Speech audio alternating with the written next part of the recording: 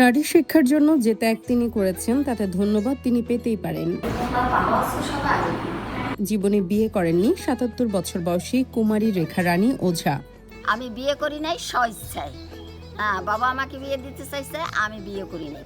গোপালগঞ্জের কোটালীপাড়ার প্রত্যন্ত অঞ্চলের মেয়েদের মধ্যে নারী শিক্ষার বিস্তার ঘটাতে নিজের দীর্ঘ সংগ্রামী জীবনের অর্জিত সঞ্চয় দিয়ে অজপাড়াগায় মেয়েদের জন্য একটা স্কুল প্রতিষ্ঠা করেছেন তিনি। বিনা বেতনে গ্রামের দারিদ্র পরিবারের মেয়েরা সেখানে পড়াশোনা করছেন।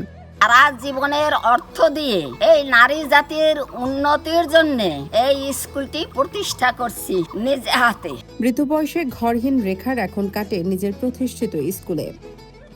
রেখা রানী সরকারি হাসপাতালের নার্স ছিলেন। 2013 সালে অবসরে যাওয়ার পর সারা জীবনের অর্জিত সঞ্চয় দিয়ে জমি কিনে স্কুলটি প্রতিষ্ঠা করেছেন তিনি।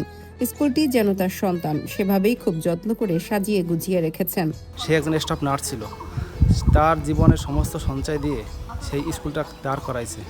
এখন স্কুলটা এমপিভুক্ত হওয়ার না কারণে বন্ধ হওয়ার পথে। আমাদের এলাকায় কোনো এই স্কুল নেই, গার্লস স্কুল নেই। আমাদের এই স্কুলটা সরকারের কাছে আমরা চাই যে স্কুলটা যাতে আমাদের এখানে এমপিভুক্ত করে দেয়। 2014 সালে টিনশেড ঘরে একজন শিক্ষার্থী নিয়ে যাত্রা শুরু করেছিলেন কুমারী রেখা রানীর প্রতিষ্ঠা করা স্কুলটি।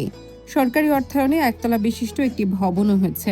এ পর্যন্ত কুমারী রেখা রানীর স্কুল থেকে 3টি ব্যাচ এসএসসি পাশ করে বের হয়ে বিভিন্ন স্বনামধন্য শিক্ষা প্রতিষ্ঠানে অধ্যয়ন করছে। এমপিভুক্ত না হওয়ার কারণে অনেক ছাত্রী গার্জিয়ান আমাকে বলে যে ম্যাডামরাই পায় না বেতন, তা কি আর পড়া, কি শিক্ষা দেবে, যার কারণে মেয়েদেরকে অন্য স্কুলে নিয়ে যাচ্ছে।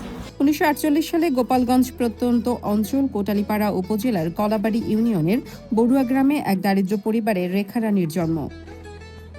ছোটবেলা থেকে রেখা রানী হতে চেয়েছিলেন প্রফেসর বা কোনো বিসিএস ক্যাডার, কিন্তু মাধ্যমিকের গণ্ডি না পেরোতেই অর্থাভাবে পড়াশোনা বন্ধ করে বাবা বিয়ে দিতে চেয়েছেন বহুবার।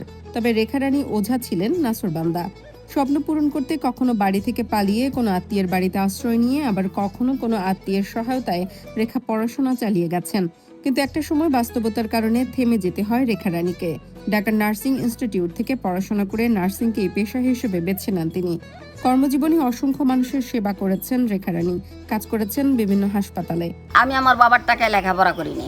বাবা আমাকে লেখাপড়া করাবে না, ছোট থাকতে বিয়ে দেবে, কিন্তু আমি বিয়ে করব না। প্রতিষ্ঠার পর থেকে রেখা রানীর অর্থায়নে স্কুলটি চলে আসছিল। গত কয়েক বছর আগে রেখা রানীর ক্যান্সার হলে ভারতে গিয়ে চিকিৎসা করাতে সঞ্চয়ের সব অর্থই শেষ হয়ে যায়।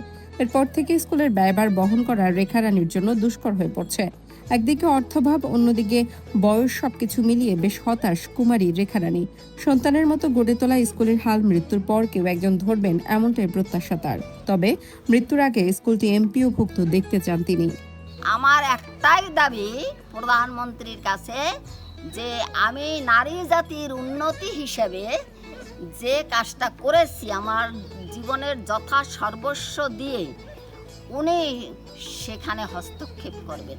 আমাদের এলাকায় কোনো এই স্কুল নেই, গার্লস স্কুল নেই। আমাদের এই স্কুলটা সরকারের কাছে আমরা চাই যে স্কুলটা যাতে আমাদের এখানে এমপিভুক্ত করে দেয়।